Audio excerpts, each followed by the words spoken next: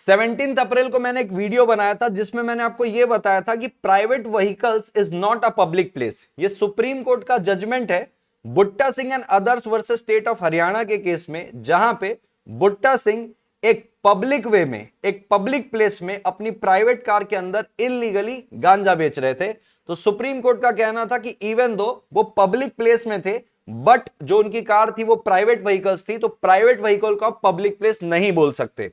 उस वीडियो की लिंक आपको आई बटन में भी मिल जाएगी, नीचे डिस्क्रिप्शन में भी मिल जाएगी। उस वीडियो के बाद मैंने आपसे क्वेश्चन फ्रेम किया था कि क्या दो कपल एक प्राइवेट कार पे अगर कोई अश्लील हरकत करते हैं, इवन दो उनकी कार एक पब्लिक प्लेस पे पार्क्ड है, तो क्या उसको ऑफेंस माना जाएगा? क्या उस प्राइवेट व्हीकल को भी पब्लिक प्लेस माना जाएगा इस जजमेंट के अकॉर्डिंग? तो मैंने उसका आंसर बताया था कि नहीं, उस प्राइवेट व्हीकल को आप पब्लिक प्लेस नहीं मानेंगे और वो ऑफेंस नहीं कहलाएगा। उस वीडियो को आपने बहुत प्यार दिया, नीचे बहुत सारे कमेंट्स आए थे कि सर ऐसे केस स्टडीज हमको दीजिए, हमारा दिमाग खुलता है, हमारे इंटरप्रिटेशन स्किल खुलती है। उनमें कुछ कमेंट ऐसे थे कि सर सेक्शन 294 ऑफ आईपीसी के अंदर अगर आप किसी पब्लिक प्लेस में ऑब्सीन हरकत करते हो तो वो ऑफेंस माना जाएगा। एक इंसान ने वहां पे ये बताया कि Satvinder Singh Saluja versus state of Bihar के केस में कुछ लोग प्राइवेट कार पे दारू पीते हुए पकड़ाए थे और सुप्रीम कोर्ट ने उस प्राइवेट व्हीकल को पब्लिक प्लेस बोला था। तो उस हिसाब से अगर दो कपल एक प्राइवेट कार में अश्लील हरकत करते, जो कि प्राइवेट कार एक पब्लिक प्लेस में पार्क्ड है, वो ऑफेंस माना जाएगा। मैं उन्हीं चीजों को क्लियर करने के लिए आज वापस से एक दमदार सीरीज लेके आया हूं। आप चाहे सीए के हो, सीएस के हो, सीएमए के हो, लॉ के, कोई सी भी फील्ड के आप स्टूडेंट हो, अगेन ये one of the best example है। आपकी इंटरप्रिटेशन स्किल इतनी हाई लेवल की हो जाएगी, इतनी ओवर पावर्ड हो जाएगी। ध्यान से इस बात को सुनना। क्वेश्चन यहां पे ये है कि क्या प्राइवेट व्हीकल पब्लिक प्लेस कहलाएगी क्या? तो मैं आपको बताना चाहता हूं, हर एक्ट में प्राइवेट व्हीकल एक पब्लिक प्लेस कहलाएगी कि नहीं कहलाएगी, वो उस एक्ट के ऊपर डिपेंड करता है कि उस एक्ट का इंटेंशन क्या है। ध्यान से सुनिएगा। जैसे कि मैंने आपको बताया, Butta Singh and others versus state of Haryana के केस में प्राइवेट व्हीकल को पब्लिक प्लेस नहीं माना गया और उनको रिहा कर दिया गया। On the other hand, private vehicle को पब्लिक प्लेस माना गया इन द कॉन्टेक्स्ट ऑफ कोविड-19 पेंडेमिक रेगुलेशन। ये Saurabh Sharma and others versus magistrate का केस है, जहां पे ये बोला गया कि भाई कोविड पेंडेमिक के जो रेगुलेशन है उनका इंटेंशन ये है कि लोगों के पास वायरस ना फैले। अगर कोई एक सिंगल व्यक्ति भी कार के अंदर बैठा है बिना मास्क लगाए, तो ये पॉसिबल है उस कार को अगर कोई बाद में दोबारा यूज करे तो वो भी उस वायरस से संक्रमित हो जाए। तो अगर वो अकेला बंदा भी और मास्क लगा के बैठेगा तो वो वायरस उस कार पे नहीं फैलेगा। तो इवन दो अगर आप एक अकेले बंदे कार पे बैठे हो, तो कोविड-19 के रेगुलेशन के हिसाब से, जिसका इंटेंशन ये है कि लोगों के पास वायरस नहीं जाना चाहिए, पब्लिक वायरस से एक्सपोज नहीं होना चाहिए, उस पर्पस से प्राइवेट व्हीकल को भी पब्लिक प्लेस माना गया। और ये रीजनिंग दी कि भाई पॉसिबल है जो इंसान कार चला रहा है उसके जो ड्रॉपलेट्स है, यानी कि जब आप सांस लेते हो एक लिक्विड फॉर्म बाहर आता है, उससे हो सकता है कि बाद में जो उस कार पे बैठे वो उस वायरस से इन्फेक्ट हो जाए। पॉसिबिलिटी ये भी है क्योंकि वो कार पूरी शहर में घूम रही है, बहुत अच्छा खासा रिस्क है इमीडिएट एक्सपोजर का कि कोई दूसरा बंदा उस वायरस से इन्फेक्ट हो जाए। तो अगर आप अकेले भी बैठे और पहने रहोगे तो वो एक सुरक्षा कवच का काम करेगा, जो दूसरे लोग बाद में उस कार को यूज करेंगे, या जब आप कार पूरी शहर में घुमाओगे तो इमीडिएट रिस्क जो रहेगा वो और कम हो जाएगा। और यही उस रेगुलेशन का पर्पस है कि भाई वायरस नहीं फैलना चाहिए। तो उस कॉन्टेक्स्ट से अगर बात किया जाए तो फिर प्राइवेट व्हीकल एक पब्लिक प्लेस कहलाएगी, क्योंकि वायरस प्रोटेक्ट करना चाह रही है वो। तो हर लॉ के अंदर, हर कंटेक्स्ट के अंदर प्राइवेट प्लेस या प्राइवेट व्हीकल को पब्लिक प्लेस मानना है कि नहीं मानना, ये अलग अलग डिपेंड करता है कि उस लॉ का इंटेंशन क्या है, लॉ मेकर का इंटेंशन क्या है। अब एक बच्चे ने मुझे यह बोला था कि sir Satvinder Singh Saluja versus state of Bihar का केस देखिए, जहां पे बोला कि प्राइवेट व्हीकल में अगर आप दारू पीते हो तो उसको बोला जाएगा पब्लिक प्लेस। अभी ध्यान से सुनना, इसमें हुआ क्या था, पॉइंट ऑफ डिस्कशन क्या था। अपीलेंट जो था, यानी कि जिसके ऊपर चार्ज लगाया गया था कि आप पब्लिक प्लेस में दारू पीते हुए पकड़ाए हो, सेक्शन 53A के अंदर of Bihar excise amendment act 53A ये बोलता है कि अगर आप पब्लिक प्लेस के अंदर दारू पीते हुए पकड़ाते हो तो आपको सजाया जाएगा। अच्छे से ध्यान से सुनना, कितनी सजा है, मिनिमम 5 साल की सजा है, मैक्सिमम 7 साल की सजा है, और साथ साथ में 1 लाख रुपए का मिनिमम फाइन और 10 लाख रुपए का मैक्सिमम फाइन, बराबर है। तो यहां पे कुछ लोग कुछ युवक लोग दारू पीते पकड़ाए थे प्राइवेट व्हीकल में। तो उन लोगों ने इस चीज को अपील किया कि भाई हमारे ऊपर सेक्शन 53A नहीं लगेगा, क्योंकि हम एक प्राइवेट व्हीकल में क्या कर रहे थे, दारू पी रहे थे। 53A ये बोलता है आपको पनिशमेंट तब मिलेगी जब आप ड्रिंक कर रहे हो पब्लिक प्लेस में, और हम तो प्राइवेट व्हीकल में पी रहे थे, तो प्राइवेट व्हीकल तो पब्लिक प्लेस में नहीं आती है। उनका जो वकील था, इन अपीलेंट का जो वकील था, उनने सेक्शन 217A का रेफरेंस दिया जिसमें पब्लिक प्लेस को डिफाइन किया है। बोले देखो पब्लिक प्लेस का मतलब होता है any place in which public have access. हमारे प्राइवेट गाड़ी में पब्लिक कहां से एक्सेस कर लेगी, और पब्लिक हैव एक्सेस उसमें ऐसा लिखा है चाहे उस पब्लिक का उस जगह में हक हो एक्सेस करने का, घुसने का, चाहे ना हो, डजंट मैटर, क्या पब्लिक उसमें एक्सेस कर सकती हो, पब्लिक प्लेस कहलाएगी। तो अब कोर्ट ने यहां पे इस वर्ड को मार्क किया एक्सेस को, कि बोले यहां पे एक्सेस एक कीवर्ड है, और कोर्ट ने ब्लैक लॉ डिक्शनरी में एक्सेस का मतलब निकाला। तो बोले ब्लैक लॉ डिक्शनरी में एक्सेस का मतलब एक राइट, एक अपॉर्चुनिटी और एक अप्रोच है किसी जगह में जाने की। तो कोर्ट ने यह कंक्लूजन निकाला, बोले यह बात सच है कि पब्लिक का कोई राइट नहीं है किसी प्राइवेट व्हीकल पे एक्सेस करने का, लेकिन पब्लिक के पास अपॉर्चुनिटी टू अप्रोच तो है ना, अपॉर्चुनिटी टू अप्रोच। आप लिफ्ट मांगते हो ना कि मुझे वहां तक छोड़ दे, अपॉर्चुनिटी तो है, आप अप्रोच तो कर सकते हो उस प्राइवेट व्हीकल को मुझे छोड़ दे। तो यहां पे उस एक्सेस का मतलब अप्रोच भी अगर है, अपॉर्चुनिटी भी है कि आप उस प्राइवेट व्हीकल को एक्सेस कर सकते हो, अप्रोच कर सकते हो, तो फिर वो बाय डिफॉल्ट किसके अंदर आ जाएगी, पब्लिक प्लेस, क्योंकि यहां पे कीवर्ड क्या है, एक्सेस। तो ठीक है, एक्सेस के अंदर वर्ड आता है राइट, अपॉर्चुनिटी और अप्रोच। तो बोले हम मानते हैं कि किसी का राइट नहीं है पब्लिक का एक प्राइवेट व्हीकल को करने का, बराबर है क्या, एक्सेस करने का, लेकिन अपॉर्चुनिटी तो है, वो अप्रोच तो कर सकता है। तो यहां पे कीवर्ड क्या है, एक्सेस है, तो वो पब्लिक प्लेस कहलाएगी। और यहां पे उस अपीलेंट का जो अपील थी कि भाई हम तो प्राइवेट व्हीकल में थे तो हमारे ऊपर 53A नहीं लगेगा, उसको डिसमिस किया, बोले आपने अपराध किया है, और यहां पे प्राइवेट व्हीकल को पब्लिक प्लेस माना गया। तो हर स्टैट्यूट में इंटरप्रिटेशन निकाल निकाल के पब्लिक प्लेस का मतलब अलग है।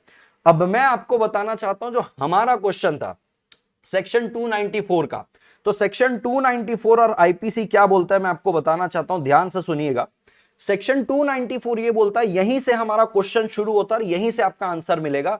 सेक्शन 294 ये बोलता है कि अगर आप पब्लिक प्लेस में कोई ऑब्सीन हरकत करते हैं और उस ऑब्सीन हरकत से किसी को अनॉयंस होती है, इसको किसी को तकलीफ होती, गुस्सा आ रहा है कि कैसा व्यक्ति है, इनडिसेंट हरकत करता है, इमोरल हरकत कर रहा है, चिड़चिड़ महसूस हो रही, हटाओ ये गंदगी, अश्लील हरकत कर रहा है, किसी को चिढ़ होती है, तो जाके आप सेक्शन 294 के अंदर ऑफेंस किया है ऐसा कहलाया जाएगा। आपको 3 महीने की जेल हो सकती है और साथ में फाइन या तो दोनों हो सकता है। लेकिन सेक्शन 294 के लिए ये तीनों चीज सेटिस्फाई होनी चाहिए। अब इसके रिगार्डिंग मैं आपको एक केस बताना चाहता हूं, Amardeep Singh Chudda versus state of Maharashtra का केस है, जहां पे पुलिस को इंफॉर्मेशन मिली कि भाई एक फ्लैट के अंदर, नेबरिंग फ्लैट के अंदर कम कपड़ों में पहनी हुई स्कैंटली ड्रेस्ड वुमेन डांस कर रही है और कुछ लोग पैसा उड़ा रहे हैं, बराबर है क्या।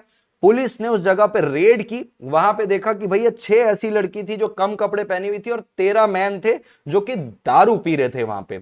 उनके ऊपर सेक्शन 294 का चार्ज लगाया गया कि आप ऑब्सीन हरकत कर रहे हैं पब्लिक प्लेस में जिससे किसी और को चिड़चिड़ हो रही है, अनॉयंस हो रहा है। जिनको पकड़ा गया उनने अपील किया और उनके वकील साहब ने यह बोला कि भाई फ्लैट के अंदर ये सारी चीजें हो रही थी, फ्लैट कभी भी पब्लिक प्लेस में नहीं आता, वो प्राइवेटली ओन्ड फ्लैट है और प्राइवेट लोग के लिए है, पब्लिक का कोई लेना देना नहीं हो, पब्लिक प्लेस के डेफिनेशन में आता ही नहीं है। तो उनके वकील ने ये बोला जिन लोग पकड़ाए थे कि भैया ये 294 का सेक्शन को क्वॉश किया जाए, हमारे ऊपर लगता ही नहीं है, गलत सेक्शन लगाया गया है।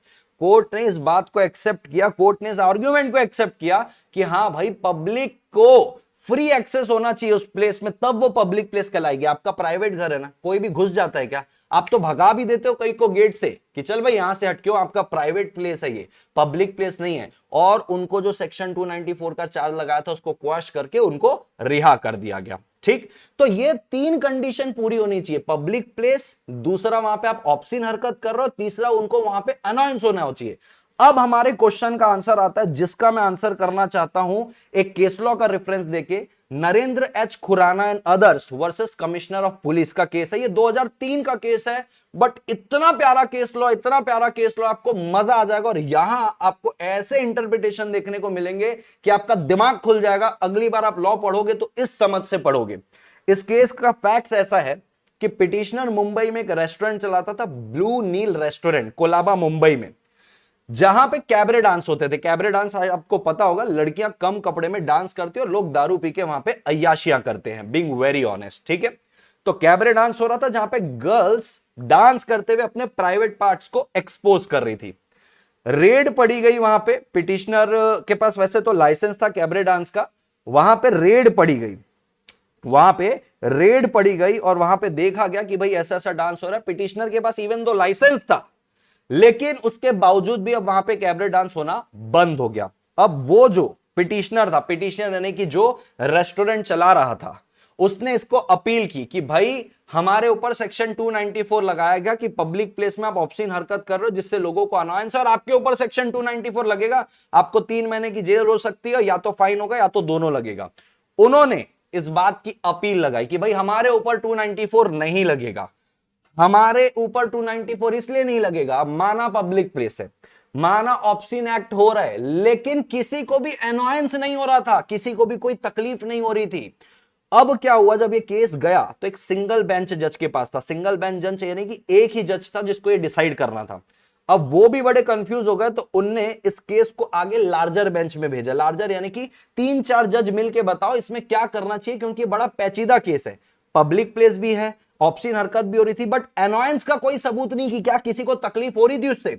तो जब ये लार्जर बेंच में केस गया तो बहुत सारे केस लॉ का रेफरेंस लिया गया, और लार्जर बेंच ने क्या बोला, ध्यान से सुनिएगा। लार्जर बेंच ने ये बोला कि भाई ये आर्ग्यूमेंट और डिस्कशन वहां पे हुआ आपस में कि भाई कैसे माने अनॉयंस है कि नहीं।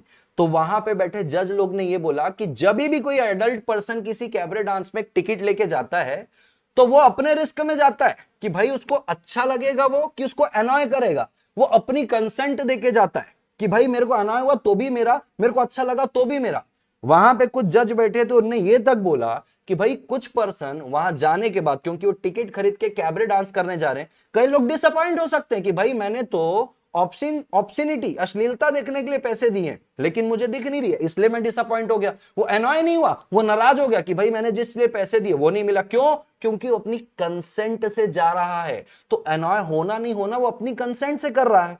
अब इसके बाद ऐसा हुआ, जो लर्न सिंगल जज था जिसने केस को रिफर किया था लार्जर बेंच में, आप डिसाइड करो, उसका कहना था कि भाई हमारा समाज इसको एक्सेप्ट नहीं करता, हमारा समाज इतना अभी अपग्रेड नहीं हुआ है कि इतनी अश्लीलता को मैनेज करे। तो सेक्शन 294 का जो अनॉयंस वाला वर्ड है ना, उसको हमारी समाज के मॉरल और स्टैंडर्ड से देखा जाए, हमारा समाज क्योंकि इसको एक्सेप्ट नहीं करता, माना जाएगा हमारे समाज को इससे अनॉयंस हुआ है और इनके ऊपर ये चार्ज लगाया जाए।